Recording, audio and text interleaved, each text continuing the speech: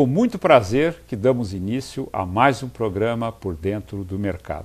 Hoje nós vamos falar com o deputado Roberto Freire, que também é presidente do PPS Nacional, que nos dá a honra da sua presença aqui nos estúdios da AgroMix TV, onde nós vamos falar um pouquinho de tudo. Vamos falar um pouquinho de economia, um pouquinho de política, um pouquinho da vida social do Brasil e quem sabe falar até mal de alguns políticos. Deputado, muito obrigado por tua presença aqui nos estúdios da AgroMix TV.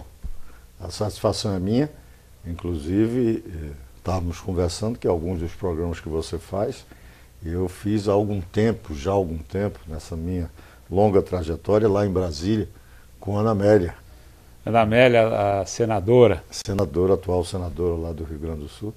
E é sempre muito agradável, até porque a gente tem que ter uma outra preocupação.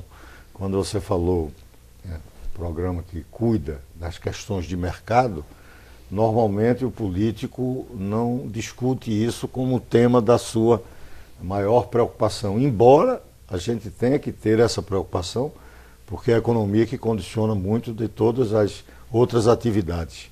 Mas é, de qualquer forma, uma satisfação e vamos ter um pouco desse enfoque. Perfeito. Até no momento da crise, que é importante não perdermos essa perspectiva.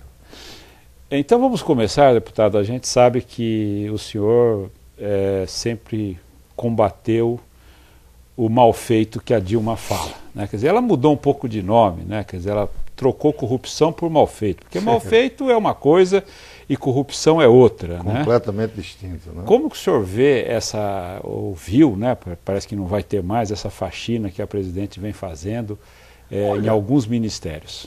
Olha, não houve faxina. Né? O que houve foi uma pressão da sociedade pelo nível da denúncia, algo realmente escandaloso. A imprensa, quando, no primeiro momento, até porque não vamos nos esquecer que o caso Palocci foi um caso tremendamente demorado.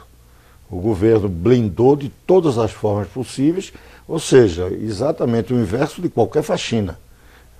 Isso veio à tona, e com esse nome faxina, quando rapidamente ela teve que enfrentar a questão dos transportes, que foi um grande escândalo. Os jornais, ao denunciarem essas malfeitorias, porque o malfeito, ela quer dar um nome fazer para uma a corrupção. corruptela das malfeitorias. Malfeitorias, sim, se assemelha à corrupção. Quando teve que enfrentar o escândalo, e aí rapidamente ficaram insustentáveis os personagens do Ministério de Transporte, e um problema que deve ter havido fogo amigo, porque era um feudo de um partido que havia sido concedido por Lula lá atrás. O ministro de Transporte foi ministro de Lula quase todo o governo de Lula. Não vamos nos esquecer disso. Saía em alguns momentos e ficava o atual ministro, que era o adjunto. Ele saiu em alguns momentos para ser candidato ao Senado, ao governo do estado do Amazonas, mas aquilo era um feudo do PR desde o governo Lula. Agora, dizem que o presidente Lula colocou o Nascimento, né, no cargo, porque ele abriu vaga para um amigo de pescaria dele no Amazonas. Olha, é até possível isso, porque, infelizmente, Lula não tem nenhum espírito republicano. Né?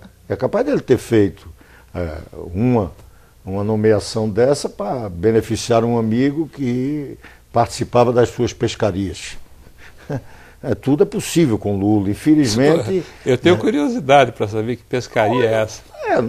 Pescaria eu não conheço bem, até porque eu não gosto de pescaria, mas deve ter sido alguém que privava da sua amizade, e ele confunde essas coisas. Confundiu tanto, por exemplo, que os aloprados receberam dele um tratamento totalmente absurdo para quem exerce a máxima função da República. Ele acomodou a todos, passou a mão na cabeça, impediu a investigação, porque eram seus amigos do seu do seu partido. Então, ele até criou esse termo aloprado, como se isso fosse impedir alguém de olhá-los e saber que são criminosos. Deputado, o governo quer voltar com a CPMF. O que o senhor acha disso? Olha, eu acho isso um grave equívoco se for como ideia de um imposto a mais. Eu acho até que numa reforma tributária você pode, e na análise que deve ser feita, não apenas analisando a alta carga tributária, mas analisando também as injustiças do sistema tributário brasileiro, muito baseado em imposto indireto, que é uma carga bem maior naqueles que ganham menos. Então, tem toda uma série de injustiças que você pode ajustar e, nesse ajuste, você até analisar a volta de um imposto sobre movimentação financeira. Tem alguns aspectos positivos, impedir maior sonegação.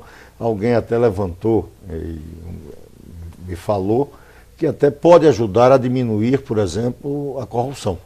Você tem um pouco de maior controle, se puder exercer por aquilo. É até verdade isso. Quer dizer, o sistema de controlar os bancos, claro, a movimentação financeira. Movimentação financeira você pode ter, talvez, não seria tão necessário se você tivesse uma COAF que funcionasse, uma corregedoria nos vários órgãos também mais ativa, a própria AGU.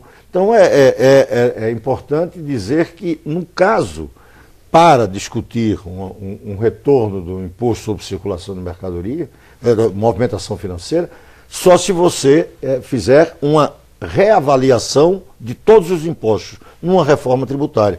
Pode até para fazer compensações. Eu imaginei, por exemplo, que o imposto sobre movimentação financeira poderia ter uma vinculação com a Previdência Social, poderia ter uma vinculação com o imposto de renda. Você poderia fazer ajustes para evitar o caráter meramente de cascata. Ele tivesse compensações, então poderia ter uma presença justa no sistema tributário. Que o dinheiro fosse para a saúde, não... Não, porque na Previdência é algo que eu tenho pelo menos, por exemplo, uma preocupação, porque com a Constituição nós tiramos Previdência, assistência social e saúde dentro de uma visão, eu diria até social-democrata. Seria a Seguridade Social. A Seguridade Social como um todo. Então você ter o CPMF como algo, por exemplo, que vá nos levar a enfrentar uma certa bomba demográfica que a gente está, evidentemente, na iminência. É uma população que começa a envelhecer, e é normal, e que bom, e que começa também a ter uma expectativa de vida maior. E como é que nós vamos financiar isso? Então, não pode ser mais com a repartição simples, não pode ficar imaginando que com os ativos simplesmente nós vamos enfrentar esse problema das aposentadorias e pensões, exatamente por conta desse envelhecimento e por conta da expectativa de vida maior. Como vamos financiar? Então, todo um debate que tem que ser levado em consideração, aí sim, mas simplesmente para dizer que vai para a saúde, até para a gente saber que não foi para a saúde, porque a saúde não aumentou. Por conta da CPMF, ela manteve o que tinha, e o crescimento é um crescimento mais ou menos vegetativo, até pelas necessidades do próprio crescimento do atendimento do serviço, que houve no Brasil uma certa universalização e que deve ser ressaltado. Eu sou um daqueles defensores, até porque trabalhei muito, para o SUS. E estamos trabalhando hoje para algo que você comentou, trabalhando muito para a regulamentação da PEC 29. Que foi uma grande conquista, inclusive de Serra. Ele escreveu até um bom artigo sobre isso, e que precisa ser regulamentada. E que a Dilma se comprometeu que regulamentaria no governo, na campanha eleitoral, e evidentemente que está tirando o corpo fora. Agora parece que ela jogou para o Vacareza a responsabilidade de arrumar uma forma de financiar a PEC 29. Porque... Que na realidade, a PEC 29 é um projeto para arrecadar, né? Para destinar recursos... para definir a regulamentação, é a definição de o recurso para a saúde que os estados, municípios e a União têm obrigatoriamente que colocar. E acham que isso terá que ter fontes de financiamento.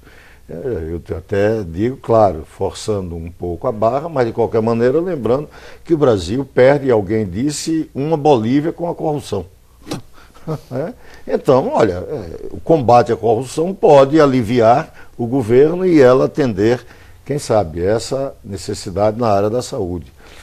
Tem um problema, é que parece que foi aprovado no Senado algo muito forte do ponto de vista da arrecadação específica para a saúde. E nisso é que elas estão querendo. Deputado, mudar. Nós vamos para um rápido intervalo e já voltamos para saber o que foi aprovado no Senado muito forte para o combate à corrupção. Fique aí. Você está no programa Por Dentro do Mercado. Eu estou conversando com o deputado Roberto Freire, que também é presidente do PPS. Já voltamos.